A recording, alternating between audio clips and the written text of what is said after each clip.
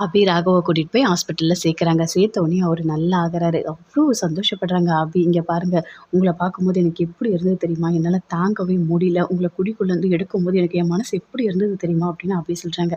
"இங்க பாரு அபி, எனக்கு தெரியும். உன் மனசு முழுக்க நான் தான் இருக்கேன்னு எனக்கு தெரியும்." அப்படின்னு ராகவ் சொல்றாரு. "சாரி அபி, உன்ன தெரியாம நான் சந்தேகப்பட்டுட்டேன். நான் பண்ணதெல்லாம் தப்பு தான். என்ன மன்னிச்சுடு அபி." அப்படின்னு ராகவ் கேட்குறாரு.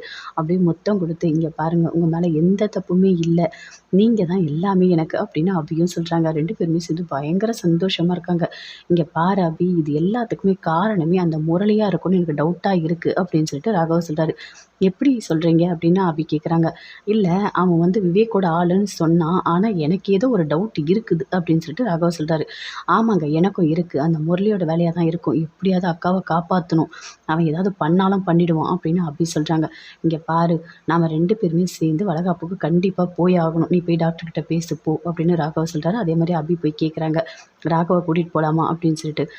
ஒண்ணும் ப்ராப்ளம் இல்ல. நீங்க கூட்டிட்டு போங்க. டேப்லெட் எல்லாமே கரெக்ட்டா ஃபாலோ பண்ணுங்க." அப்படின்னு டாக்டரும் சொல்றாங்க. "நான் போய் கேட்டுட்டேன். அவங்க கூட்டிட்டு போலான்னு சொல்றாங்க." அப்படின்னு அபி சொல்றாங்க.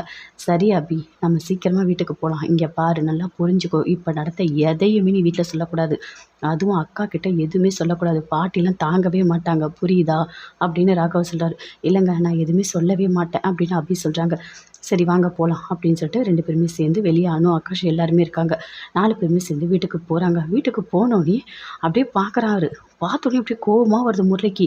"இவன் எப்படி உயிரோட வந்தான்? இவன தான் சாகடிச்சு மண்ணுக்குள்ள புதைச்சுமே." அப்படின்னு சொல்லிட்டு பார்த்தோனே அப்படியே ஷாக் ஆகுறாரு.